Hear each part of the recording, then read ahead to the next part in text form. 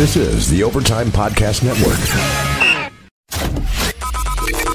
You're listening to Building the Broncos with Nick Kendell and Carl Dumler, Broncos country's leading draft and scouting analysts. Head on over to milehighhuddle.com to sound off on all things Broncos.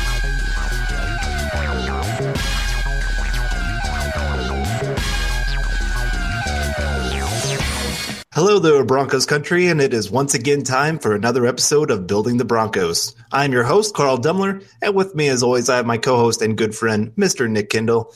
Nick, have you gotten these big snowstorms that have been coming through? We've gotten hit big time here. Honestly, I haven't had a big snow up here since November, but the temperature is, I don't know what a big snowstorm is to you. I know that you guys, or at least a little bit down south, got hit more, but we got some snow coming, I think Friday and Saturday.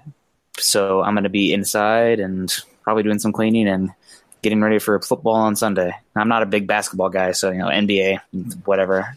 I'll cheer for you listeners out there talking, the Nuggets are good, I think. Yeah. But the NBA, I'll watch the finals. That's about it. I watched the Chiefs-Colts game with a bunch of basketball guys this last week. And they were talking about all these different players. And so then I mentioned a Denver Nuggets player, Jokic. I think that's right. Yeah. And I said it wrong. And they're like, who are you talking about? I was like, Josic, the guy from the Nuggets. And they all just looked at me and were like, get out of here. I was like, we're watching a football game. Yeah, I'm not going to know basketball.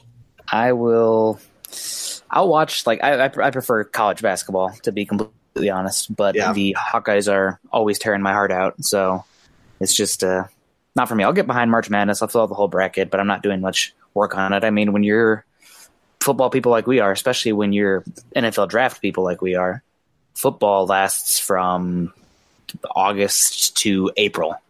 So, we get the summer off, which I guess is kind of nice, off, quote unquote, but but other than that, it's a huge commitment. So I don't really have the time to enjoy or appreciate basketball. Also, I definitely get a little bit off being, I don't want to say the smartest guy in the room, but if I'm definitely and immerse myself in something 100%, that tunnel vision. So I guess that's why I'm at this point covering football and just don't really have the passion for basketball. I would like to get back into baseball. However, not having the game on every night, watching it with the old man makes it a little different. I was able to do that in high school and whatnot, in middle school, but right. Maybe if the Cardinals and the Cubs are going back at it a little bit more, but right now it's all basketball, and that's why we're here. Basketball? Oh man, football. Oh, man. See, there it is. Get me off topic. No, you're right. It is all about football, and we want to let you know that our Building the Broncos podcast is focused on all things pertaining to your Denver Broncos, especially as it relates to the upcoming NFL draft, combine, all those things, and team building. With Nick and myself being armchair GMs, we will be bringing you fresh insight and analysis each and every week in every single episode, from scouting the enemy, player values, scheme, and personnel fits, and, of course, a little general football-related banter. You can follow myself on Twitter at Carl Dumler MHH, as well as follow Nick at Nick Kendell MHH. And be sure to tweet us any questions or opinions you have, because we live for talking Bronco football.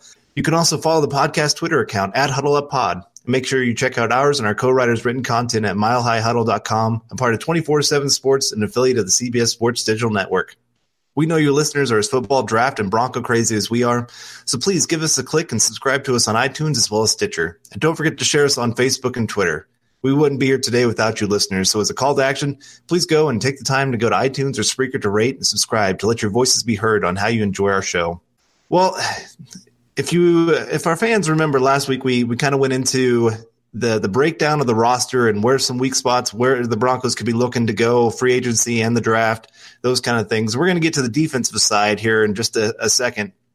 But I want to have a second here just to talk about some of the coaching hires for the Broncos, as we have added Ed Donatel, Mike Munchak, and as we're recording this, the Broncos are getting very, very close to locking up Rich Sangarello. I've heard that it is all but done, and the team is just waiting to announce it. So right. So maybe it'll be announced by the time this is out. Right, exactly. So I just wanted to get your opinion on, does this change your whole outlook on the hiring of Vic Fangio, of the guys that he's added, or is it still kind of, we'll wait and see how this is going to go? Anybody with foresight or understanding how the NFL works is you should be wait and see how it goes. But I'm going to be optimistic here. Last week I was definitely doom and gloom, specifically on the defensive side of the ball. Bringing in Kubiak, which I don't know, the power dynamics there, I just could not see it working out well. And not that Kubiak is power hungry and anything, but I just can't see a guy who's been a head coach for so many of these people and everything like that as far as who is the guy in the locker room. Well, Kubiak's now moved on to the Minnesota Vikings from an assistant head coach and offensive advisor perspective or position, I guess. And now I'm feeling much better about it. I mean, I don't know too much about this offensive coordinator that they're going to be bringing in. Scangarello, I'm going to have to really brush up on my Italian. Sangarello. I'm going to have to hang out with Natalie. She drink some wine. But anyway, I've heard good things about him as far as a quarterback developer, pass guy, an up-and-coming coach. But again, he's a quarterback coach, and from my perspective, he is a pretty big unknown. But either way, I think it's definitely up on the up and up. And to bring in Mike Munchak, who, for my money, is either the second or the third best offensive line coach in football. I'm sorry, but I got to give it the New England offensive line coach the best one. I saw a study from Optimum Scouting going over the offensive lines in terms of his tackle for losses and pass protection, and the New England Patriots were just like so far and away the best offensive line. It was crazy. It has a lot to do with their also Italian named offensive line coach whose name is escaping right now. But anyway, I'm really excited about Munchak coming over, and the Broncos paid him handsomely from what I've been told, lower value head coach money. So they're not cheap in it, which is good. I mean, you got to have a good offensive line coach, got to have a good defensive line coach. So that's exciting. So now they still got to figure out quarterback coach and tight end coach. It sounds like Jeep Christ is going elsewhere, but it really comes down to personnel from this point on. So feeling better about the coaching hire and the coaches around them just day by day. The coach you were looking for, Dante Scarnecchia. Yep. Yes, yeah, he is. I mean, Bill Belichick, the Patriots kind of fell off there for a little bit, and I think it was after the 2015 AFC Championship game where Tom Brady was like hit 17 times or something by Von Miller and Malik Jackson, who had a crazy game. And after that, Belichick, he's not a guy to grovel, but I heard that he pretty much groveled to bring back Scarnecchia. Yeah. And since then, the Patriots have brought in a guy like Trent Brown, a giant kind of plotting, not great technical right tackle from the 49ers, and turned him into one of the best left tackles in football this season as far as a snap-to-snap basis. So, yeah, Dante Scarnecchia is unbelievable, but still really happy to bring in Mike Munchak. And hats off to Sean Kugler. He did pretty well this last season. A lot of people like to crap on the offensive line, even though it's not deserved. The offensive line, I would give him a B- last year, considering the injuries, how good they were run blocking. I mean, the slant blocking run game that they had, Philip Lindsay thrived off that. Everybody gives Philip Lindsay a lot of credit. Well, there's a lot of room there too. Right. And the pass blocking was erratic, but it's better than it has been for years. So I would give the offensive line last year overall a B- grade. Right. That said, we can get it up even better with Munchak, so I'm excited about that going forward. For sure. That's the nice thing. And he's shown an incredible ability to take especially mid to late round guys or even some undrafted guys and turn them into very high quality starters. That's something that I'm very much looking forward to, that it doesn't take a first rounder or huge free agency money for the Broncos to have a decent offensive line. I am interested though, since Sangarella has been mostly with Shanahan running that zone scheme and Munchak is more power scheme, how that's going to balance out between the two of them. That's one of my biggest questions with these coaching hires. That will be interesting to see how that plays out, but I do think some of the passing concepts are more transferable than the running concepts. Right. From run blocking to pass or zone blocking, gap blocking to zone blocking in the run game. So it'd have been much more question if we hired the run game coordinator from the 49ers, whose name is escaping right now, Mike McDaniel. So quarterback passing game, I think, is a much more transferable skill set. So that's exciting, and hopefully we can bring over some of that George Kittle magic as well that he had this year.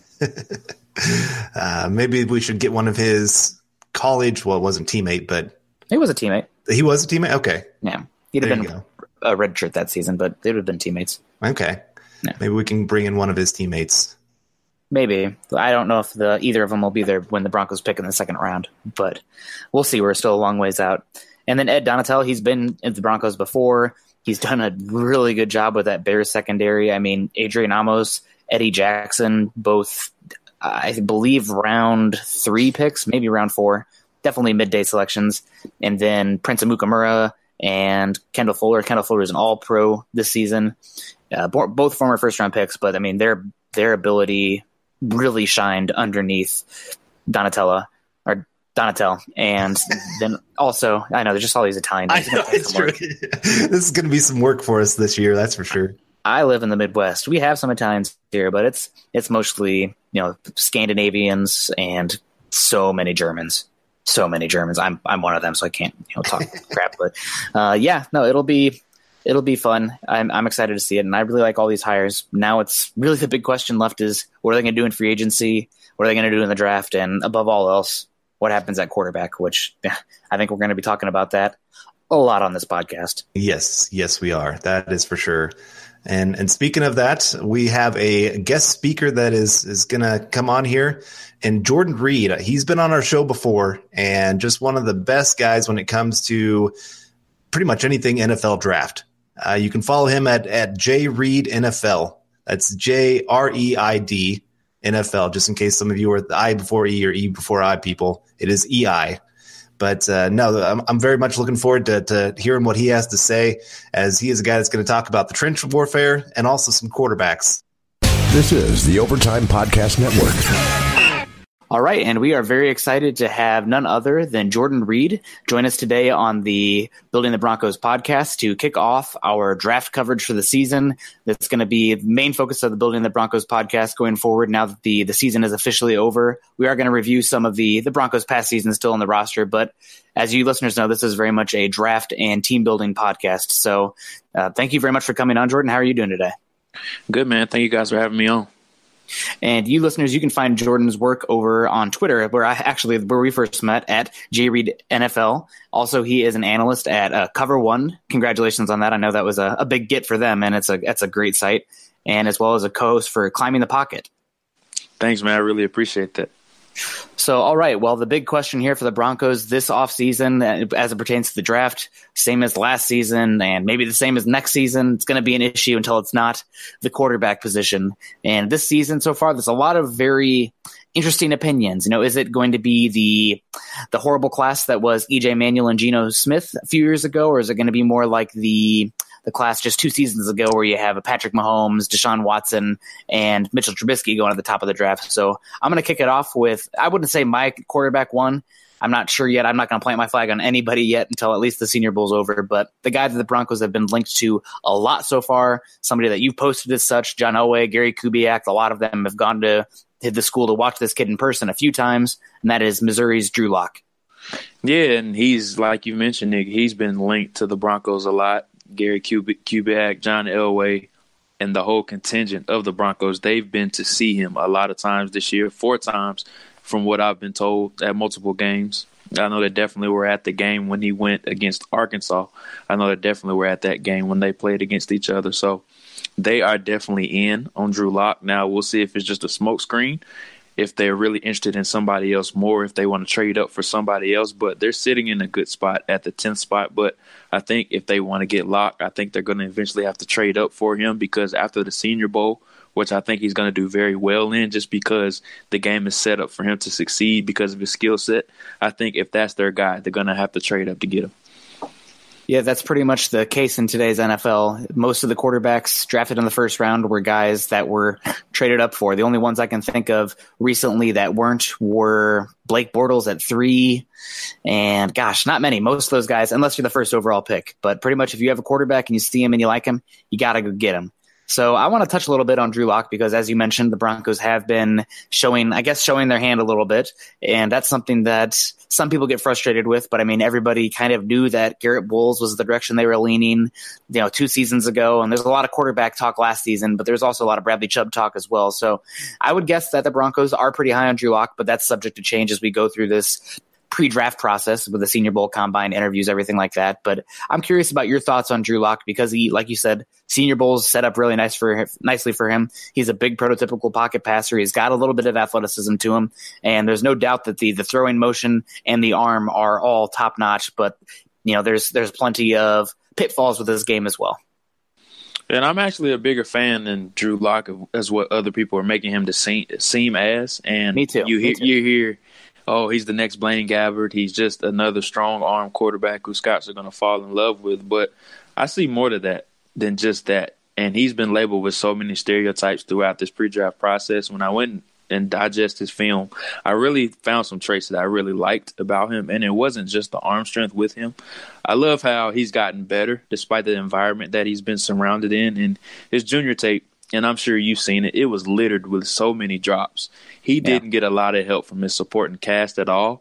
And then in the senior season, most of his top targets were hurt, especially Emmanuel Hall. He was banged up for most of the year. And then when most of his targets did play, he still didn't get as much help as you would have liked to seen them help him from a certain standpoint. And then the biggest stretch for him was the 3-week stretch where he played South Carolina, Georgia, and Alabama.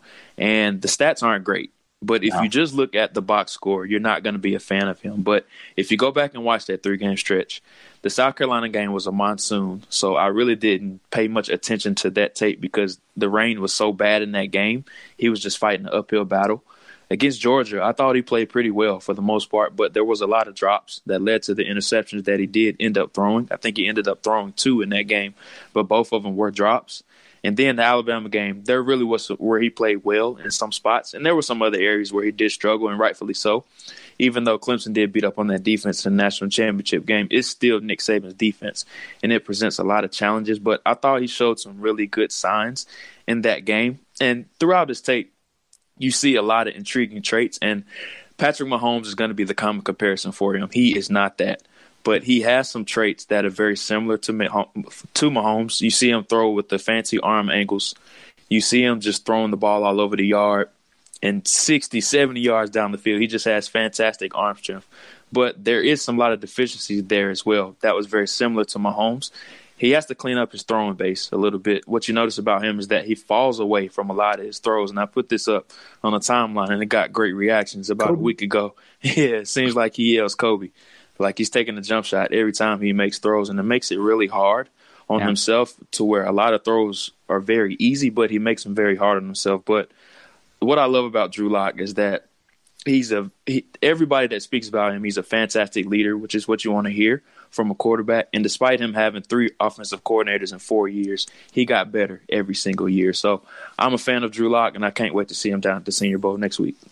There are a few things you touched on there that I want to circle back to. Number one is when you didn't compare him. You said not to compare him to Patrick Mahomes, and I agree with that. But something I keep coming back to, and maybe it's recently Patrick Mahomes' success that has me coming back to this, but a lot of the perceived weaknesses of Drew Lock were many of the big perceived weaknesses of Patrick Mahomes coming out to me. A guy that's, looking to be a little bit greedy in the pocket or with his throws, a guy that is escaping a pocket and, kind of throwing off his back foot when he doesn't need to be, and, kind of anticipating pressure that isn't always there, yet he still has the arm talent to make the throws and overcome that. So it's kind of a catch-22 for me, because if he did clean up his base and his footwork to be more consistent in the pocket, I think his accuracy, just the rhythm of the offense would be much better.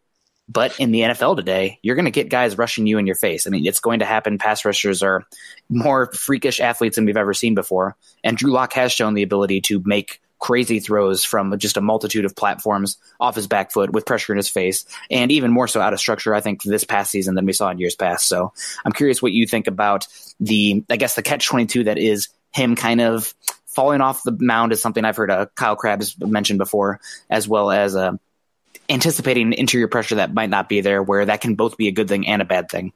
Yeah, and that's actually a great point that Kyle did make, and that's something that I noticed as well. Something that you noticed as well. We talked about this a lot in the DMs as well, is him just falling away from his throws. That's the biggest concern with him right now. But the great thing about that is that he never drops his eyes in the pocket. And that's something that you see that's very common with a lot of quarterback prospects nowadays, is that they drop their eyes and they look at the pressure. So he senses the pressure, but he's not looking at the pressure, if that makes sense, which is a great thing. He's always keeping his eyes up and keeping them down the field, looking to make plays and throws down the field. And something that I wrote down in my notes about Drew Lock, I think it's a fantastic comparison, is that he's more of a shooter as opposed to a scorer. And I love using basketball analogies because it makes it very simple on a lot of people that are trying to understand. And what I mean by that is let me just put it this way. James Harden, you know that he's going to score 30-plus points every single night. You know he's going to put the ball in the basket. But I compare it to Drew Lock is that he's just a shooter right now. If he's just a three-point specialist, maybe they can be hot one night and cold another night. And that's how his accuracy has been throughout his career at Mizzou. And I would like to see him become more of a true scorer to where he can put the ball in the right places at the right time with his ball placement and his accuracy, as opposed to just being a three-point specialist. You don't know exactly where that ball is going to go because of him throwing off base and off platform so much. That's, all good points. I'm curious about I know you're not as much of a comparison guy, but if you do see somebody when you watch him that kind of stands out to you, I have 3 different names. I kind of like to spread my comparisons around a little bit to kind of get a better grasp on a guy, but I'm curious if you have any comparisons as far as NFL or even college. Now, the first thing we need to get out there about comparisons is that it's just stylistically not saying they're going to have this career trajectory that we compare them to. So I just wanted to get that out there. But the comparison I wrote down for him was Matthew Stafford. Mm-hmm. And Matthew Stafford was in a completely different offense at Georgia because they mostly operated under center, and Drew Lock has rarely ever done that in his time at Missouri. But if you just look at the mechanics that they had pre-draft and comparing them as prospects as far as the arm strength, just throwing from various arm angles, and they had the same type of flaws coming out. I think they are nearly identical as prospects. And that's not to say that Drew Lock is going to be the number 1 pick like Matthew Stafford was. I don't think he's going to be that. But if you're just comparing their playing styles and their skill sets, I think they're very identical. Yeah, I put out a tweet the other day that if you put Drew Lock in a system where it's much more ball control on the ground, better defense playing on the other side of him, and give him A.J. Green on the outside, I'm thinking they're pretty similar.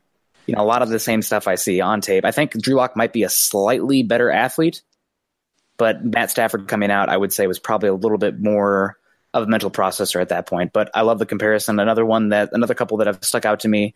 When I first watched him, he kind of reminded me of a young Derek Carr as far as a solid athlete, a guy who's kind of throwing it down the field, working it out of the pocket, sometimes not flinches under pressure, but senses pressure a little bit early. And then Jay Cutler is another one just as far as a tools perspective. But I like the Matt Stafford one a lot, and that's one I keep coming back to as well. So, all right. Well, if you said that he's a guy that you wouldn't mind, or if you were the Broncos, you wouldn't mind taking at 10. I know that a lot of Bronco fans are kind of on the ledge of the quarterback talk. I think Paxton Lynch has given them a lot of PTSD. So, just a little bit of a 1-minute spiel of why, the Broncos are on the clock at 10. How would you take Drew Lock? Why does it make sense?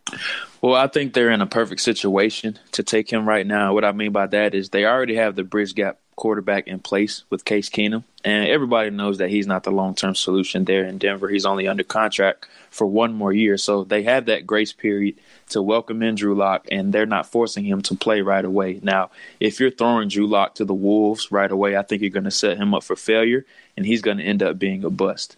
But the good thing about the Broncos is that they already have Keenum entrenched to where they don't have to rush Drew Lock to start right away, and you really don't have to start him really into 2020 because you already have Case Keenum on the roster. I can't disagree at all.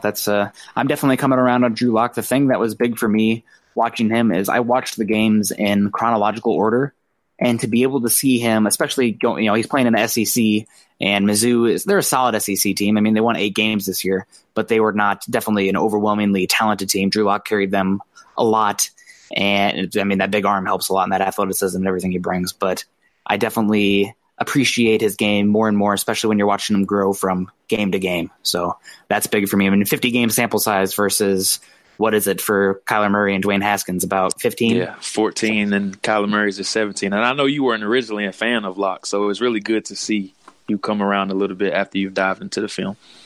Yeah, I think a lot of that, sometimes this is a big issue for a lot of people, but your initial impression of guys is kind of hard to get off of sometimes. If you see my first impression of Garrett Bowles was him versus UCLA, and that might have been his best tape. He took Takarist, McKinley to the yard and had a couple big pancake blocks. And after that, I was definitely higher on him despite some of the flaws on him. So coming back, taking it off, coming back to this Drew Lock tape and watching him grow, I think is a big thing. So I'm really excited to see him in Mobile and going forward. But we got to keep moving it on here. Some other quarterbacks to talk about. I'm going to move it to the Heisman winner now, a guy that the Bronco fans definitely are, I wouldn't say infatuated with, but it's hard not to be excited about Kyler Murray, the excitement he brings. But there's some variance out there. Listening to Tony Pauline, he's saying, well, every team is saying he's going to go in the first round.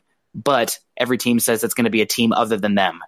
Kind of the same thing as we heard about Johnny Manziel coming out. Not the same guy, obviously. Kyler Murray's character in spades compared to Johnny Football, but it's going to be a very interesting case going forward. I'm curious how much you've dug into his film so far as from an NFL perspective. Yeah, and Tony Pauline does a great job. I actually put up some stuff that he's been tweeting out from the Shrine game. He's giving out some great information, but what he's saying is a classic case of teams not wanting to show their hand and how high they have Murray on their draft board, because I think a lot of teams are going to have him really high, and we all know quarterbacks get pushed up the board just because of the importance of the position. And I know Kyler Murray, his height and the other concerns are going to be all over the place. Nobody knows exactly how tall he is. Some people have said 5'8", 5'9", and some people have went as far as saying he's officially or really 5'10". So we won't know until he officially get measured at the combine if he does choose to do that. But as a prospect, I actually watched 3 games of him last night. I watched the Baylor game and both Texas games where they did play them this year. And I tell you, man, he's really impressive. Despite his height, he has a rocket of an arm. And the baseball player footwork really comes in handy with him because his base is so good and it's lightning quick. He can throw in all directions, and I definitely see why teams would be high on him. And I'm not there yet, but I think he's going to end up being a first-round pick. But I'm not there yet putting a first-round grade on him because I still have to see some more games from him. But I wasn't really expecting to see what I saw last night, but I was very impressed. The thing for me when I watch Murray is that there are some times when the offensive line, it does seem he has some issues over the middle as far as his vision. He played behind a huge offensive line, but that means to me in the NFL, he's going to be limited to a more shotgun-based offense, which obviously the NFL is trending that way more and more. So is that going to be an issue? You have to have the right coaching staff around him to do that. But he's just such a more natural thrower of the football than, say, Lamar Jackson last year, who went in the first round. I don't know if he has the long speed of Lamar Jackson, but the athleticism and the arm talent overall, I would take Murray, to be completely honest. His quickness is unbelievable, as well as his acceleration. I mean, he's a jackrabbit back there, and he does have some times where he can be a little bit, I don't know, how do you put it? Sometimes the offensive line, because Oklahoma might have had the best in football, let him be lackadaisical in the pocket, where he could just sit back there, 6, 7, 8 seconds, especially against some teams rushing 3 guys against him. But the overall package, really exciting. The ball placement that he's shown, the arm talent for a guy at his size, really exciting. But it all comes back to me, his size, and more so, I mean, the height is one thing, but it's the frame. How much can he take an NFL beating at the next level? If he does succeed, he really will be a unicorn. And I know that, the exceptions to the rule always happen. They happen every year in the draft. But NFL teams are risk adverse. So a lot of times they're not drafting for the exception of the rule. There's the reason those guys are called unicorns. So I have Kyler Murray right now as my quarterback 3. I'm going to have to do a little bit more work on him for sure, but that's where I stand on him. Would you take him at 10? I guess that's what it comes down to. I think he's going to end up being a top 10 pick. I was just about to say that. I think he's going to be pushed up the board because teams are going to dive into his tape and they're going to look past his height, because we saw it with Baker Mayfield last year, and all it takes is one team. Yeah. And that was the Cleveland Browns. And I think if there's one team in the top 10, let's say it's the Broncos or the Jaguars or even the Giants, somebody like that, it wouldn't surprise me at all, just because of how much teams value the quarterback position. It wouldn't surprise me at all if a team does end up taking Kyler Murray in the top 10, or if a team like the Dolphins or even the Redskins try to come up and try to get him somehow. But you hit the nail on the head as far as his pocket presence and just him having all day back there, because the Oklahoma offensive line was so good. He does get a little bit lax in the pocket, and that's something that he will have to improve on. But his improvisation and mobility in the pocket is so good when he does have to move off the launch point. It isn't as big of a concern. And one thing that's really underrated about him is that, I'm not saying he's Drew Brees, but he has a little bit of Drew Brees in him, and that he's really good at creating throwing windows in the interior of the pocket so he can't see, even though he is 5'9", 5'10", whatever he does end up measuring at. He's really good at creating those throwing lanes and stepping up in the pocket and firing the ball in certain spots. I can't disagree at all. I'm not sure that the Broncos and John Elway would be a fan of him at 10, but if he slips and the Broncos don't go quarterback at 10, I definitely think he's a guy that they would consider trading back up for in the first round, because obviously you're getting that 5th-year option on the quarterback deal. Now moving on now to a guy that sits as my quarterback 1 right now, in Dwayne Haskins, Ohio State, 1-year starter, but man, he flashed a lot of tools. He's really good, fun passer, a guy that seems like a good leader as well. I mean, the players gravitated to him, and I think, honestly, I might have voted for him for the Heisman over Murray, but I have a little bit of a Big Ten bias there, so I got to admit that.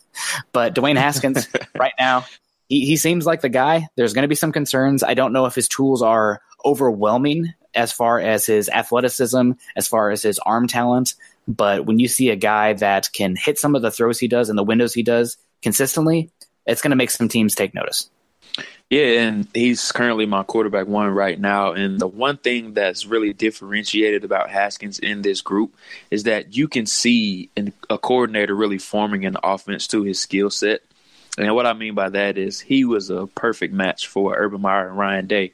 We're trying to run with him because he's a guy that really takes advantage of the short to intermediate areas, and they run a lot of crossing routes with Haskins because that's what he's really good at reading. And I say the short to intermediate areas because that's really where he dominated. And they didn't ask him to push the ball down the field much, but they took selective shots in certain areas down the field. And he's shown to be a proven passer down the field. They just didn't ask him to do it a lot because they just didn't feel that that's where he was best at. But he's a surgeon in the short to intermediate areas. Now, he does have some work to do as far as his base and just his overall pocket presence, but you saw him get better each and every game. And that's exactly what you want to see, especially with a guy with the sample size of his size. Small of his size, only playing 14 games. I think that's tremendous, just the growth that he's shown every single game. And I think that's what's going to elevate him this draft season. Yeah, I can't disagree. The main thing for me with him, I think that the tools are a little bit limiting. Although, last year I fell in love with Josh Rosen, and he didn't have overwhelming tools either.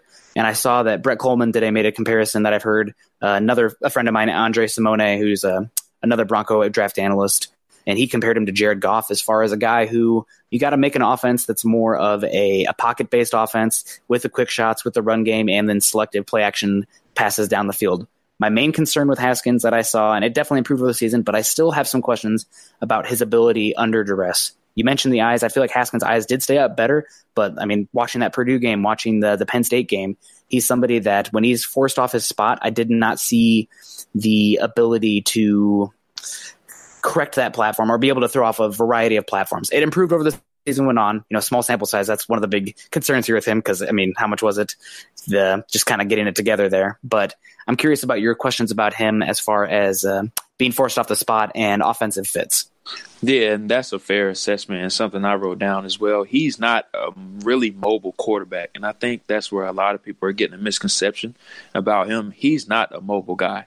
No. And he has just enough mobility to escape the pocket, and he's actually really good at throwing the ball on the run, which is something that he also showed improvements in throughout this past season. But that is the biggest flaw in his game right now is what is he gonna do when he's forced off his spots and off the platform or his original platform in the pocket. So it's going to be interesting to see exactly what happens with him. But I think the best fit for him is with Pat Shurmur in New York. I think that's a fantastic fit for him because, I mean, you've seen it firsthand with Case Keenum in Minnesota. He's not a guy similar to Case that likes pushing the ball down the field just because – and Haskins has more arm strength than what Case Keenum does have, that's just not what their strong suit is. They're not a guy like a Mahomes or anybody or Big Ben Roethlisberger that's going to just rely on chunking the ball down the field. That's just not their game. They're a guy that I call it by death by 1,000 cuts. They like taking these short and intermediate throws, and they're going to take what the defense gives them. And then when that defense starts to come up, that's when you hit them with those play action shots over the top. Yep, I cannot disagree. Now, even going back probably a little bit lesser arm talent, the last quarterback I want to talk about here, Daniel Jones, I feel like the opinions on him vary. There was a lot of hype around him from people that I trust as far as evaluators of the quarterback position. And I got to say, when I first watched him, I was underwhelmed. He was coming off a shoulder injury, but he's a guy that I see great athleticism, especially for the size. I see pretty good ability under pressure, something that I don't think he gets enough credit for, and everything looks really good until the ball comes out of his hand. And then after that, I'm left a little bit underwhelmed. Apparently he's a super intelligent guy, a great leader, great character, and he's in play for the 10th overall pick. I just can't get behind being that high on him. I don't think the upside is tremendous with him. Yeah, and I completely agree with you. And That's the biggest issue with him. You just don't see a very high ceiling with him because of his limitations, and it's really centered around arm strength and how he plays under duress. And it's going to be mentioned a million times that he learned under David Cutcliffe, who is a fantastic coach. He's coached Peyton Manning, Eli Manning, and the list goes on and on of the guys that's been successful under him. That's going to be a drinking game before the draft season's over. Yeah, guaranteed. Absolutely. Absolutely. And it's really funny because he's a guy that compares very favorably to Eli Manning. And just skill set, not saying he's going to end up being as good of a player as Eli Manning was, but as far as the arm strength and the limitations and the reliability that they have on an offense that's centered around him, I think his skill set compares very favorably to Eli Manning and how his was coming out of Ole Miss. My guy that I see when I watch him is Ryan Tannehill. I see a good athlete, and he can be good, especially if you're moving around West Coast offense, going off that zone stretch. But if you're asking them to push the ball vertically, especially tight window throws, I just don't see it. So yeah.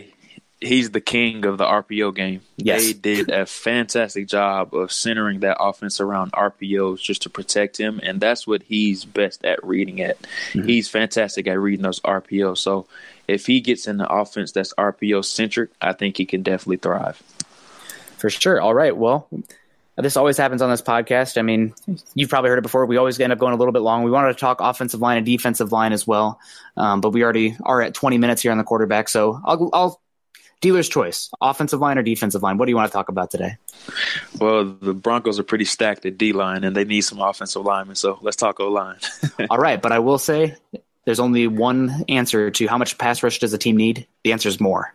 Being a Vikings fan, I'm sure you can always true. Yes, so, absolutely. And I got one thing, since we're going to do offensive line. Did you happen to see Todd McShay's big board release today, top 10? I did not. I saw a couple tweets. The only one I saw was he had Jeffrey Simmons really high. I'm not sure exactly what spot. That's my guy. Jeffrey Simmons I know he's got the off-field issue, but the tape, I am a huge fan. He had Jeffrey Simmons all the way up at number 4. Yeah, he's a stud. Did he have him over Ed Oliver? He did. Ed Oliver was 9. Oh, wow. Yeah, he's a stud. I love Simmons, too. I'm a big fan. I don't have him over Oliver, but I'm a big fan of Simmons. It depends on Oliver's weight and arm length for me. I just wonder how much is he going to be limited to that 3 technique compared to a guy like Simmons, who I could envision playing 1 in sub package all the way to 5 in a 3-4, especially if you're using a 1 gap scheme. Yeah, and that's the great thing about him. He can play anything from the 1 all the way to the 5, especially on third downs and pass rush situations. And his hands are so powerful, man. I'm a huge fan of Jeffrey Simmons.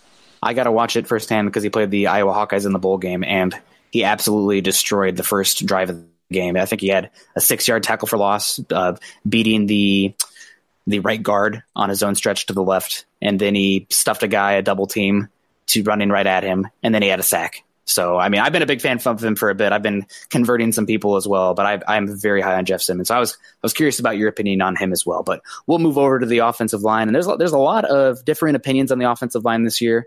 And I actually saw a tweet right before you got on here that you commented on that I actually want to get into. Probably your offensive lineman number 1.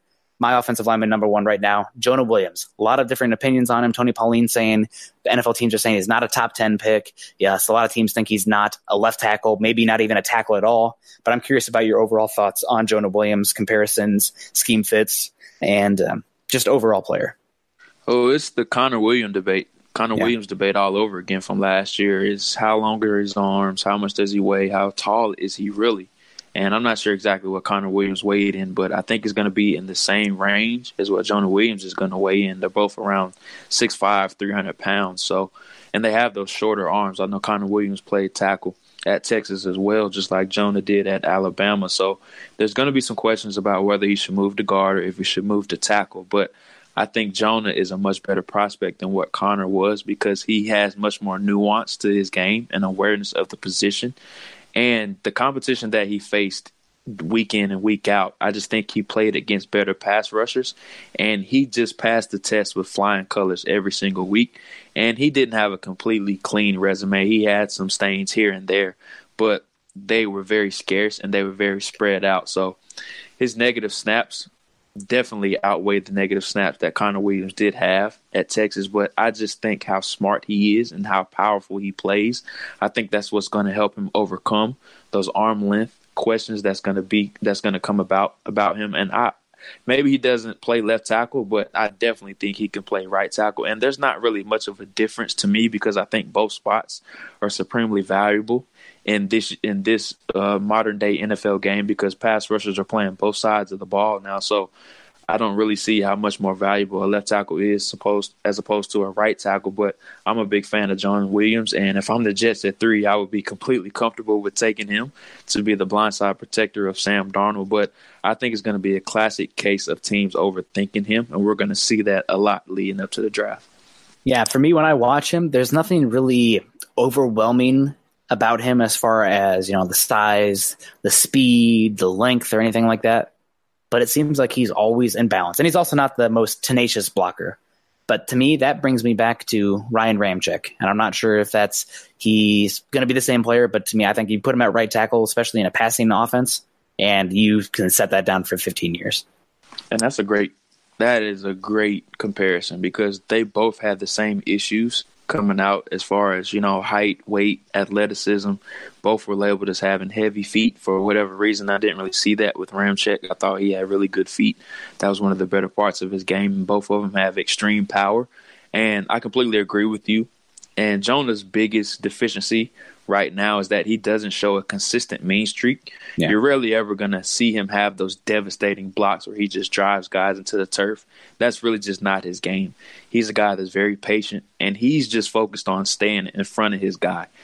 And that's what I love about Jonah Williams. He just plays the game. He's always on rhythm, and his feet are always in sync with what he's trying to do. So, I mean, it's just an added incentive if a guy just pile drives a guy into the dirt, but it's not a necessity. Nope, not at least in this pass-heavy league that we're getting into.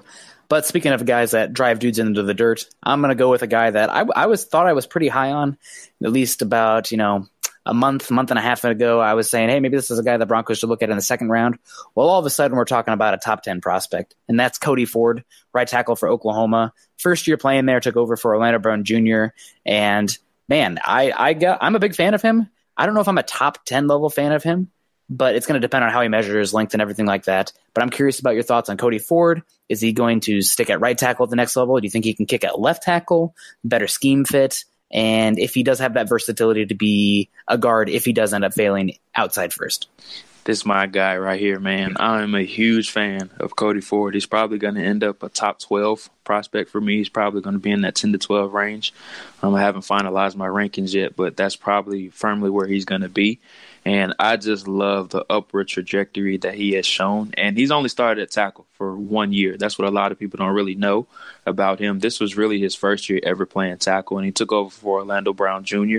And we all know how this story ended up with the Baltimore Ravens. But just staying on topic with Cody Ford, I think he's a fantastic prospect. And there's going to be questions about his athleticism and whether he should stick at tackle or kick inside to guard. And he's going to be one of those prospects where it's going to be a trial and error period with him because I think he has enough athleticism to stay at tackle. But let's say he doesn't. I think he's going to be a fantastic guard just because of how he plays. And like you said, you want to see a guy that's an absolute grizzly bear on film. That's what Cody Ford is. Yeah, I think that if the Broncos did end up getting Cody Ford along with Garrett Bowles, there'd be a lot of great blocks, but they might lead the league in personal fouls next year.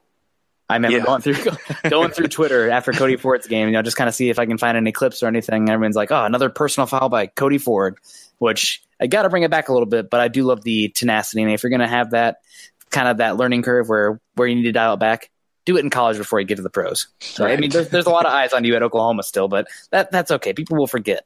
Now, the next guy I want to talk about, my actual offensive lineman number 2, just because, again, you talked about the power of Cody Ford. Well, I'm going with the sweet feet and the pass blocking upside of Yadni Kajust, left tackle, West Virginia. He's a guy, I'm not sure if he's going to stick at left tackle at the next level. Some people think he might be better in guard. Another guy with a mean streak, though, but man, another guy, the length looks like it's there, and those feet and the recovery ability and just the smoothness that he carries himself with, I think the upside is tremendous. And again, in a passing league, I think at least my type is having to change a little bit because, I mean, you see the teams like the Patriots, the Chiefs, and the Saints, they're good run blocking offensive lines. Don't get me wrong by any means, but it's just the control of the unit across the board and the balance in the pass game. And that's something I see with Yadni Kajus. At least I can picture it as well as a positional versatility. So the other day I asked you on Twitter, you taking Cody Ford or Yadni Kajust. You said Ford.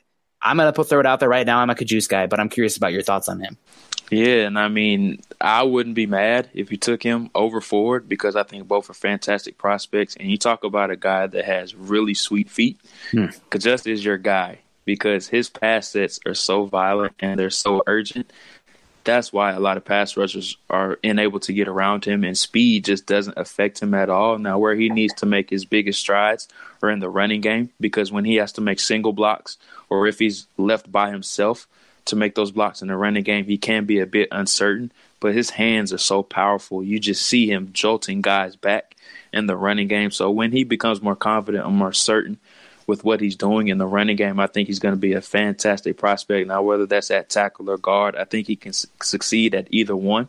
But with how great his feet are and how well he operates in space, I think he definitely can be a left or right tackle. All right, well, there are a few other guys I want to get to here. We won't go as deep in on them, but Juwan Taylor's a guy I have not done much work on yet. I'll admit that. Little bits I've seen, I haven't been overwhelmed, but a lot of people, especially some offensive line heads that I know, have him as their offensive tackle number 1 and have Jonah Williams as offensive tackle 2 and Cody Ford and Kajust inside at guard. So I'm curious about your thoughts on Juwan Taylor, at least in this early process, if you've gotten to him yet. Now, this is a guy I've been kind of mixed on about with everybody because I see him more as a guard. And I say that because he really struggles when he has to show his athleticism and when he has to kick slide back and get vertical. He really struggles versus speed. Now, he has all the power in the world. That's something you do notice with him. He's really good in the running game. But when he has to operate in space, when they're running those pin pull schemes or when he has to pull out or get out on screens, you really see where his limitations are really glaring, and he doesn't really play well in space, but he's really good with his short area quickness. That's why I think he would be better suited as a guard. All right, interesting. I've a couple offensive line guys, they're not working for the NFL, but high school guys that have worked in the offensive line for a long time up here that are high on him. So I was curious about your take on him. Last guy I really want to get to before I open it up to you for some sleepers or others guys you want to talk about, Dalton Reisner. Some people think he's going to get a chance to stick at right tackle. Some people think he's going to be a guard. I've been a big fan of his tape. Some people think he's not super powerful. I think he's a pretty powerful guy. He doesn't give up much in the pass game. Granted, Kansas State, that style of offense they run, not too many long developing pass plays that aren't, designed to protect the quarterback. But I'm a fan of Dalton Reisner. I know he's worked out from the Broncos strength and conditioning guy, the coach there. So there's a connection there. And he's somebody that I wouldn't be surprised that if the Broncos go Drew Lock round 1, going Dalton Reisner round 2 just makes a lot of sense for me if he ends up being there.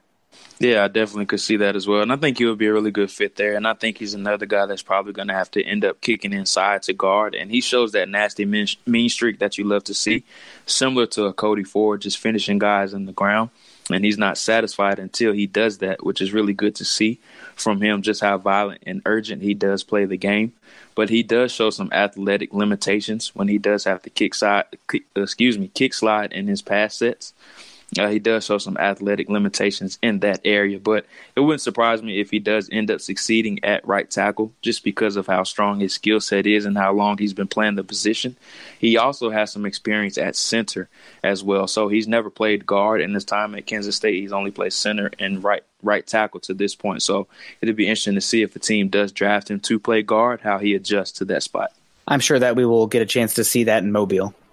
Oh, without question. Yeah. That's something teams are going to request to see from him. For sure. And are there any other offensive linemen that, I kind of touched on some of the top guys here. Is there anybody else that stands out to you that's worth discussing, or a sleeper that, you're watching on that you're just waiting for the hype to come out on, and that way you can say #first?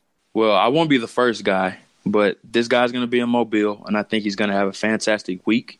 And his name is Garrett Bradbury. He's the center from NC State. He's the winner of the Remington Award this year, which awards the top interior offensive lineman in the entire country. And he actually went on to win that award. He's not getting a lot of hype despite that because he is a bit smaller. I think he's only about 6'2", about 295 pounds. So he's definitely going to have to stick at center in the NFL. And the biggest question about him is how well does he anchor and how great is his power? So if he has a good showing in the one-on-ones at the Senior Bowl, and if he holds up in the practices and eventually goes on to have a good showing in the game, I think he could firmly position himself as a high day 2 pick. All right. I guess I got to ask one more because the Broncos, from my perspective, I think they're going to bring back Paradis, and they're also going to be switching to a more power scheme. So that probably takes out Bradbury there because Paradis is going to be back probably, et cetera, et cetera. Are there any tackles or power guards or anything like that that you think are worth discussing that maybe in that day 2 range could develop into a starter, maybe year 1 or year 2 or 3? Drew Samia, that's a name to keep in mind from Oklahoma. He had a very successful year there, and he's played right guard, I believe it was, with right or left guard. I can't remember which side he actually played on, but he was very productive in their system there at Oklahoma, and I think he's a guy that's really versatile. He can really play in either system because of his athleticism, so keep an eye on that name.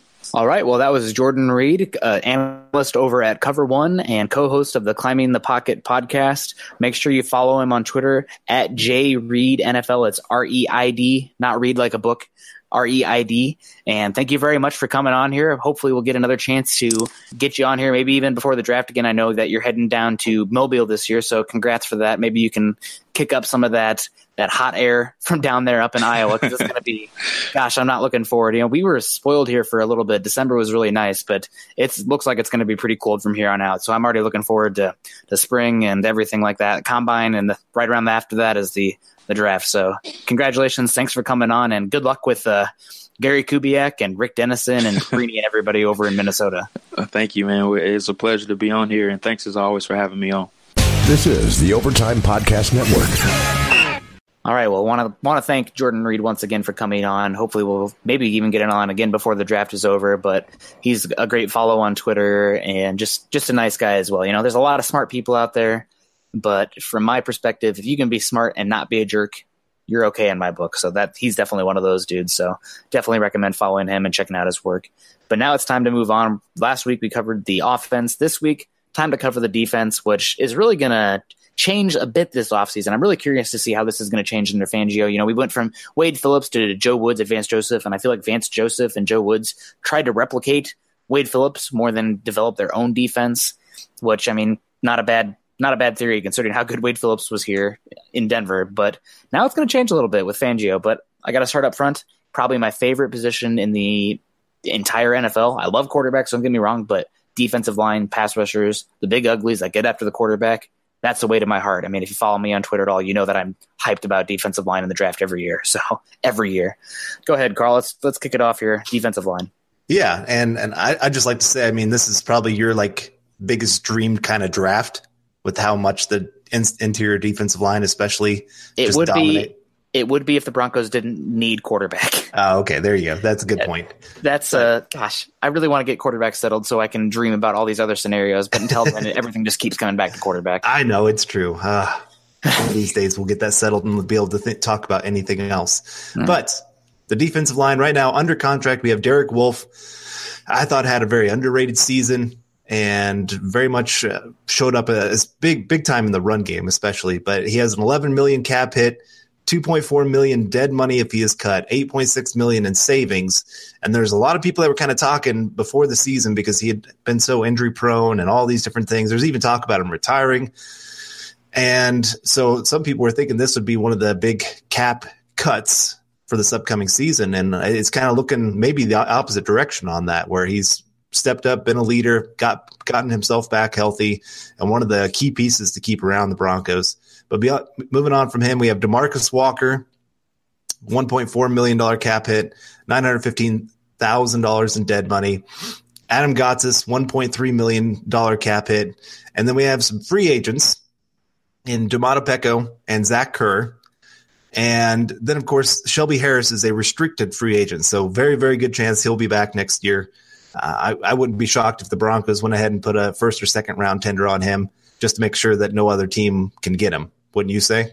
Yeah, I cannot disagree. The real question is going to be, obviously we have some guys that might be free agents this year, but it's going to be very interesting next season when we have to decide between Gotsis and Harris. And I don't think it's going to be a both thing. It's a deciding between either one of them. So, and I'm not ready to say one is definitely better going forward than the other. Both have flashed well. I think Gotsis has higher upside, but we'll see. We got a year left before we have to decide on that. Yeah, it'll be interesting to see how the new coaching staff affects those two. I agree with you. there was times where Shelby Harris was just really destroying teams. I mean, he had about a 3-game stretch where we just couldn't stop talking about what he was doing on the field. And then Adam Gotsis just closed out the season, just looking like all of a sudden everything started clicking for him. So it's kind of – it will be an interesting battle to see because, yeah, you're right. You can't keep both. That's going to be a lot of money wrapped up in the defensive line. The only way I could see it is if the Broncos do get a rookie quarterback and he does so well that the Broncos can not worry about having that big-time veteran taking up a big chunk of the cap space, then maybe you can get a little crazy and kind of keep those two guys. But that's the only way I see that being a possibility. Luckily, we don't have to think about that for another year, but the real questions are coming with everybody else on this line.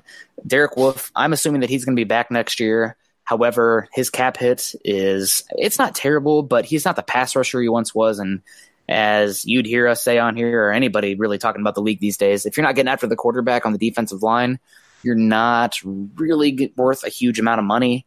And Derek Wolfe, he does a good job eating blocks, very technically savvy, gap assignment, all that stuff. But he's getting older. He's not getting after the quarterback like he used to. So is he going to be an $11 million cap hit kind of guy with only $2.4 million dead? I mean, they could save 8.6. I think he's a guy that I approach to see if there's some reworking of the contract. You can add years on it to lower the cap hit. If he says no, he says no. But I can't see moving on from Derek Wolfe just yet. DeMarcus Walker, I tweeted it out yesterday, but people are talking about DeMarcus Walker fitting Vic Fangio's defense. And from all the tape that I watched, a guy as limited as Walker is as far as technique is anything but a guarantee to make this roster. I'd like to put money down against people, at me on Twitter. The gambling's illegal, so don't do this. But at me on Twitter, I do not think he makes the 53 next year. Personally, I think that a lot of the talk, you hear Derek Wolfe and Shelby Harris talking about guys who are disengaged from meetings or showing up late. I've heard that DeMarcus Walker is one of those guys. So add to that, disappointing pick. Really, I was talking about it with somebody else the other day too.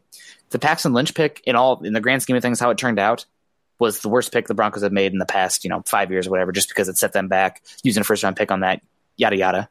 But in theory, that pick made a lot more sense than DeMarcus Walker. And just that, there's so much surrounding that pick that I can't even really get into. But it's not a good pick. But, after that, you got the 2 free agents. And it's going to be tough for me, but Domata Peko and Zach Kerr. And I'm not really sure what to do with either of them. What are you thinking there, Carl? I'm on a 1-year deal. I wouldn't mind it. I'm not sure how much guaranteed money I'm throwing at them or anything like that. Just Peko. For both of them? I would go to both of them, honestly. Okay. I mean, they both have a very similar skill set and what they bring to the team. So, I mean, it might be an either or, whichever one signs first. But Peko is easy to see he lost something this year compared to last year. Last year, I thought, man, this guy, one of our best players on defense. This year, there's a lot of games where it just seemed like he disappeared. Zach Kerr, he has moments of flashing where it's like he's really engaged in the game and really bringing something. And then other times, again, he just disappears. So, I mean, they're both replaceable at this point. And I love Peko probably more just because of the leadership he brings in the locker room, the energy that he has. I mean, the guy, even when we're losing, is smiling and just loving life. So I'd probably like that leadership more than bringing back Zach Kerr, who offers maybe a little bit higher upside. I thought it was interesting that Peko was at the Vic Fangio presser, considering he's going to be a free agent. Right. I don't know if maybe reading into that too much, but yeah, it'll be interesting about this defensive line group. Maybe the Broncos will add some talent early in the draft. Maybe not. We'll see. There's a couple nose tackles that you could get pretty late that could add some value. There's some guys that could play 3 technique, 4 technique, 5 technique, et cetera, but it will look a little bit different next year. So we'll see. Moving on, though, probably the most talented group on this roster, top to bottom this year, the outside linebackers, the edge rushers, as we like to call them in the draft community. You got the 2 studs in Von Miller and Bradley Chubb. Both those guys, put their names in ink next year. They're the starters. They're the best, arguably the best 2 players on the team. That's your identity. I mean, that's why you get a guy like Fangio. That's your identity. If they're getting after the quarterback and having a great defense, those guys are the cream of the crop. After that, it gets really, just a bunch of questions. Jeff Holland will be here next year. Is he going to be the 3rd edge rusher? Is he going to be the 4th edge rusher? Not sure, but he's competing. I would be surprised if he's not on the team. After that, the rest of these guys, I can take them or leave them. Shaq Barrett and Shane Ray, I would love to bring him back. Shaq Barrett, that is. But I just can't see the contract being there from the Broncos to make it worth it. He's going to look for better money and more playing time, as he should. He has every right to do that. He should do it. Maybe he'll go on and play at, the Rams or something. Play under Wade Phillips again. Shane Ray, he's been a massive disappointment. A lot of people talk about Garrett Bowles being a bust. Well, Shane Ray's been a worse pick than Garrett Bowles has been, and it's only 2 years of contract for Garrett Bowles compared to 4 years of Shane Ray. So I guess that's the difference when you're an offensive line seeing every snap compared to Shane Ray, who saw very limited snaps, it seemed like. The injury was definitely a holdback on him. But, yeah, Shane Ray, thank you. Good luck. Hopefully somebody pays you a lot of money so we can get a comp pick. But he's gone to me. And then after that, a lot of these guys, take them or leave them. I mean, I think you probably let a lot of them go. DeMonte Diatron, I can't even pronounce this name. Deontrez Mount. There you go. Restricted free agent. He played some special teams, but not a difference maker. Aaron Wallace, exclusive right free agent, same thing. Sherrell Garcia-Williams, somebody that I thought stood a little bit in training camp, but not seeing Broncos practices week in and week out doesn't mean much to me. So this is a position, honestly, the Broncos will look probably to maybe get a rotational edge rusher, whether it be in free agency or the draft. But you got your top three guys there, Von Miller, Bradley Chubb, and Jeff Holland, that I think you're keeping, but you need to add another talent, another player with some sort of skill set he can bring, whether it be a better guy at setting the edge against the run game or just a pure pass rush specialist to round out this group. I've been hearing that the two positions the Broncos have spent a lot of time talking to people at the East-West Shrine game are the pass rushers and quarterbacks. I would add linebackers. Yeah, well, yeah, sorry, that's right, and linebackers. And so, I mean, I think it's pretty obvious they know that they're going to have to bring in somebody at some point in the draft. Mid-round, mid to late round, I'm guessing, is where they're going to probably look into that kind of position. I mean, it'd be great to get a little bit higher because this is a pretty deep pass rush class, but there's just other positions that are a little bit more pressing than pass rush right now. I have heard a lot of really good things about Jeff Holland and the work that he's been showing, and players thinking that he could be one of those really breakout players next year. So just have to see. I mean, there's still some questions about his work ethic, and that's why a guy like Fangio coming in, who is a very big stickler to you do things right, you do the little things right, I think will be very big for Jeff Holland. Well, it'd either be really, really good or he'll just be gone off the team. Yeah. I don't think there's any mid-ground there for him. I could see the fact that a guy like maybe Aaron Lynch, if he's available, a guy that actually started the mob boss for Fangio, that could be a guy that you don't pay very much, that comes in, knows the system, shows everybody how you're running the practices, et cetera, et cetera. And, if he makes the team, great. If not, you're probably not going to lose too much, but that just makes a lot of sense. And coaches bring guys over that know their system and can show what's expected week in and week out, or day in and day out. Right. Yeah, that wouldn't shock me either if they decide to go free agency to get that position taken care of. And I mean, there's a lot of ways that they can fix this. I think because of the depth of the draft at the pass rush position, I think a guy like Aaron Lynch, like you said, could be really cheap. So that'll be nice for the Broncos. You always have to look at that of what is big in the draft compared to what is in free agency. And right now for the Broncos, that could work out in their favor. I do not disagree. Well, moving on, because we obviously running over time because the Jordan Reid interview is so good, it went longer than we thought it would.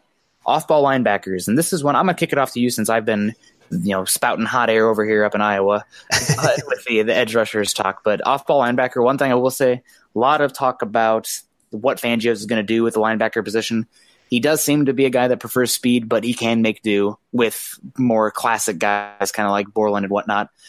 That said, I can't imagine the Broncos not going pretty hard after some of these free agents at the off-ball linebacker position when you got guys like potentially C.J. Mosley, K.J. Wright, Quan Alexander, Corey Littleton, and Jordan Hicks, another one. All guys with speed for days that would really fit more of the mold of what Fangio was trying to do in Chicago. Right. I agree with you. I think they're going to spend some decent money there. But, I mean, there's just a lot of questions with this group. Brandon Marshall, before the Fangio signing, he was all but gone in my mind. Yeah. But because he is probably still the most athletic off-ball linebacker that we have, the Fangio signing makes me think there's maybe still a little bit of hope that he's going to be with the Broncos. And he has said that he'd be willing to rework his deal. I don't know if they're willing to put up with just so much of the injury concerns. Every year it seems like he's getting more and more injured. I don't know. And there's still some, I hate to say the off the field distractions, but that's part of the picture that he brings to the table too. So it's a matter of, are you worth it compared to what distractions you can bring to the team? Right now, he's at a $9 million cap hit, $4 million in dead money if he's cut, $5 million in cap savings. We'll just have to see what kind of reworking deal he'd be willing to take to stay with the Broncos. And then you have Todd Davis, $5 million cap hit. I mean, I think it's all but guaranteed he's going to be back with the team this next year, even though he's not a great fit with Fangio. Like you said, he likes those athletic guys that can move sideline to sideline. Todd Davis has just been that consistent guy year in, year out, and has shown improvement with each year. That's one thing I really love about his game. And then Josie Jewell, of course, will be in his second year, $750,000 cap hit, should be with the team unless something crazy happens. Keyshawn Bierria, $600,000 cap hit. And then, of course, Joseph Jones, he's an exclusive rights free agent this upcoming season. So this is a group that, like I said, with Fangio coming in, it's really hard to tell exactly where they're going to go with this. There's some talk of Devin White at 10. I've had some people ask me about that, if that would be a good decision by the Broncos. And absolutely, he would be a great fit with Fangio. Fangio has taken guys with that athletic profile and made them into superstars. So it wouldn't shock me one bit if they fix some other positions, and if they decide they can't get their quarterback, say the Giants and the Jaguars go quarterback, and the Broncos don't like the third guy. Yeah, Devin White would definitely be on the board there. But beyond that, again, like you said, free agency, there's a lot of great free agents that could be hitting the market. I'm very interested to see what teams are going to be willing to pay guys. Yeah. I mean, CJ Mosley, I would bet that he's going to be back with the Ravens, but it's one of those, he could think, hey, I could hit the market and make really big time money. And if that's the case, it would not shock me one bit to see the Broncos be the team going, we're willing to overpay for this guy. Yeah, I'm really curious to see how both Todd Davis and Josie Jewell factor into next year. And if the Broncos do end up trying to keep a guy like, say, Brandon Marshall, who said he might be willing to take a restructure. I mean, Brandon Marshall undoubtedly is the most athletic linebacker they have right now as far as off-ball linebackers go. So it'll be interesting. I can't see them keeping him, but, maybe. You never know. Brandon Marshall, good guy, good leader in the locker room. A lot of guys look up to him. So we'll see. But yeah. I can't imagine the Broncos not checking out free agency first. And if they don't go after free agency, then linebacker is definitely in play at 10. I only think there is one guy worth the 10th overall pick, though, at linebacker. Quote unquote worth. There are plenty of questions surrounding Devin White's game when I've watched him, but the hitting he brings and the speed he brings at the size that he is, I mean, it's a really intriguing package. Yeah. That's for damn sure. And also the charisma that he has is very fun. I mean, a guy that's riding a horse around, maybe he can ride Thunder out for the Broncos pregame one of these days if they end up drafting and carrying the flag. I mean, that would be something. Talk about getting the crowd into it and endearing yourself to the fans. But yeah, I think there are a couple other guys on the defensive side of the ball that I would pick before Devin White, potentially some interior pass rushers. But yeah, we'll talk about that more as we get going here. But I do like the Devin White, but it's going to be interesting. Those names I threw out for linebacker and potentially some cuts as well that'll be worth looking out for. But I'm imagining that this position is going to see as much change and evolution as any on the team going forward. The back seven just needs a lot of work. That's just point blank. For sure. So, and speaking of back seven, let's move on here to our cornerback group. And of course, we have to start off with the main man, Chris Harris. $8.8 million cap hit. Sounds like his leg's completely healed up. If he can make it to the All-Star game, sounds like he's planning on doing that. And then beyond that, oh man, this might be the most bare position on the Broncos. Isaac Yiadom, $800,000 cap hit. He showed a little bit of promise this year, but I'm still wondering a little bit of his fit with Fangio and his system. Then you have Craig Mager, $800,000 for his cap hit. Brendan Langley, guy that I can't believe he's still with the team, just hasn't shown anything. And then the rest of the guys are all free agents: Tremaine Brock, Bradley Roby, Jamar Taylor. And I could see them maybe deciding to bring one of those guys back, and it'd probably be either Jermaine Brock or Jamar Taylor. I was actually on the Roby train if Munchak was the hire and say they brought in a man-type defense, of a defensive coordinator. But now that they brought in Fangio, Roby's just not a good fit. I just can't see the Broncos deciding to decide to keep him around. Can you? I think if we were sticking with a higher man defense, like we have been over the past few seasons, then yes. But yeah, I can't imagine him being worth the money in this defense. He's a guy who's better when he's not having to use his instincts, and is better when he's playing press man and just kind of trailing, that kind of thing. So this defense requires much more discipline, much more tackling. And I thought Roby played pretty well during the second half of the season. I mean, people really crapped on him after that Jets game. I mean, sounds like the locker room crapped on him after that Jets game. But yeah, I think that you can't afford to pay him what he's going to get on the market for teams that are looking for true cover man corners, and Denver's going to be switching to more of a mix, half zone, half man zone defense. So I think there's other guys out there that will be better bargain signings, and you're going to get just better value for them. Pierre Desir was a guy who really impressed me in the playoffs for the Colts. Maybe the Colts don't let him go, but he impressed me, especially going up against Nuke Hopkins. You got guys like Morris Claiborne and Jason Verrett and Bryce Callahan, although Bryce Callahan is one that I feel like people are more in on him than I would be, because I think when you're a nickel and sub, you want Chris Harris playing slot with that zone just because of length. I think that's a big thing. More area you can cover, the better. So I think that Bryce Callahan being a pure slot guy lowers his value when you already have Chris Harris here. But yeah, I think that it's one that's going to see a lot of changes, and I'm really curious to see how they value it. And something else I'm very curious about is, I posted it on Twitter today even. I don't think that the Broncos should be using that 10th overall pick on a cornerback this year. I think that the cornerback position, when we had Wade Phillips here, when we had Joe Woods, cornerback was such a premium because they helped to really cover up the lack of talent or athleticism, I'll say, at linebacker and safety. Well, in zone, you're covering more area instead of, those matchup guys. So that responsibility is going to be spread across the back seven, from linebackers to safeties and cornerbacks. So you don't really need 3 great to elite cornerbacks to run this system. I think that's part of the beauty of it. A lot of that responsibility will be shifted to linebackers and safeties. So 10 overall for a cornerback, maybe, but I don't think it's worth reaching on it in this scheme. It's obviously great to have all pros everywhere on the defense, but I think you can get away with more bargain signings that fit the scheme more so than we've had in years past.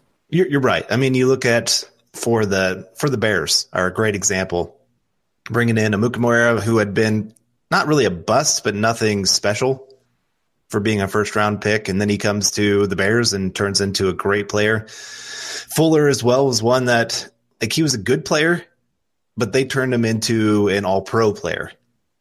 And then Bryce Callahan in the slot, he was an undrafted guy. Sounds familiar from Chris Harris. But I mean, he's a slot guy, kind of off and on the roster his rookie year, and then just improved every single season under that, and just became a star in that defense.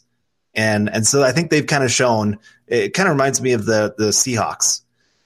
They could plug guys in that secondary, or at least in the cornerback position, and find pretty good success. I mean, Sherman was a great player, and he fit that system perfectly.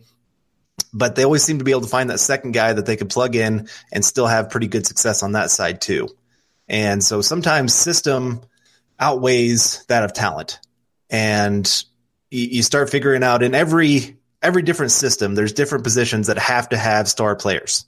I mean, you said it under Wade Phillips, cornerback was a premium. Yeah. You were asking those guys, we're going to put you on an island and you have to hold up. And thankfully the Broncos were able to find 3 very, very great cornerbacks to be able to do that made their defense just elite, historical even. And we're kind of seeing this last year, a little bit of the collapsing of that and not having the talent to quite back that up, where the linebackers were just not quite as important, like you said. And now with Fangio, those linebackers become of the utmost importance. They're going to be asked to do a ton of things that they weren't asked to do in the past. So it's going to be interesting, again, just to see that group and how it is formed, because some of these guys, they're probably just not going to be a great fit for the system. Yeah, I can't disagree. So it'll be really interesting to see what cornerbacks hit the market and whatnot. But I wouldn't be surprised if they bring in somebody, make Yadam kind of he's the nickelback as far as he's coming in those situations, but he's playing a boundary corner, and then having Harris on the inside. Although they could look at Bryce Callahan too. I don't love it. Maybe I'm too staunch in my ways of hoping for two cornerbacks with length on the outside, and then Harris a little bit more heady, quickie in the slot. But yeah, that's where I'm at, and we'll see what happens with free agency. But they're definitely going to kick some tires there. Then finally, moving on to the last bit here, safety. The only guys on this list that I am pretty confident will be back next year. Honestly, the only guy I'm actually pretty confident is going to be back next year is Justin Simmons. There's some talk that Sua Cravens is going to be gone, that he was another one of those guys that the defensive leaders were talking about as a guy who's showing up late, not putting in the work ethic. I mean, there's a reason he was a healthy scratch. So I don't think he's here. And also a guy that I thought played pretty well, but I keep hearing that is just not super high in the front office's eyes. At least that's who I talk with, is Will Parks. So that'll be interesting to watch. And Darian Stewart is gone. I mean, for sure. There's no way he's back next year. He looked like a shell of himself. Oh, and he might be retiring. Yeah. So. Hopefully he does, because that saves us $2.8 million dead cap, I think. So I think that if he retires, it's different than being cut. So we'll see. I'm excited to see more Jamal Carter next year. He was hurt, and I thought he was playing pretty well. Maybe he'll be the answer for the Broncos as at linebacker. They were playing him at will and kind of some 4-3 looks in preseason before he got hurt. So we'll see. And another guy that I've heard that specifically Fangio was excited to work with is DeMonte Thomas. So he's an exclusive rights free agent, and there's no way I can see him being let go. I'm pretty excited about him. But outside of Justin Simmons and DeMonte Thomas and Will Parks, the rest of these guys, I mean, and I think Justin Simmons will have a better year next year, but I don't want him playing that. He needs to be a matchup safety, a guy that comes in and plays that kind of nickel role. And maybe they try him at cornerback too. I don't know, but he's too talented not to find a role for him on this defense. And he's another guy. Both the two names that were given to me about guys that Vic Fangio was excited to work with in the secondary were Justin Simmons and DeMonte Thomas. So if that means anything. But we'll see. There are a few amount of safeties in free agency that'll be interesting to look at. Kareem Jackson's one. He's kind of a safety cornerback hybrid. Adrian Amos, if the Bears do let him walk. And then one I wrote an article about in Landon Collins. The Broncos definitely need some sort of thump, though, at the strong safety position that they've missing since TJ Ward, and that'll help a lot in the short passing game and helping stop tight ends. I like it. Yeah. Can't disagree with any of it. All right, well, that's going to wrap up this week's episode of Building the Broncos. You can find Carl on Twitter at Carl Dumler MHH and myself at Kendell MHH. Also, make sure you head on over to Mile High Huddle, an affiliate of 24/7 Sports and CBS Sports Digital, to find ours and our co-writers' articles and all things pertaining to your Denver Broncos. Head on over to iTunes and leave us a 5-star rating and comment. Your support can help us continue to bring you our Denver Bronco deep dives. We aren't just here to bring you the news, but an in-depth analysis each week from team building, game planning, and 365 days of covering the Denver Broncos. You can follow the Building the Broncos podcast and all our other great audio content by subscribing to the Huddle Up podcast on iTunes and for Android users, Stitcher, as well as check us out on YouTube.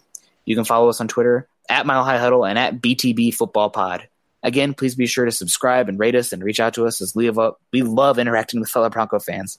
For Carl Dumler, I'm Nick Kendell, wrapping up another episode of Building the Broncos. We hope you enjoyed it, and we will see you next week. Go Broncos. You've been listening to Building the Broncos. Join Broncos Country's deep divers at milehighhuddle.com to keep the conversation going.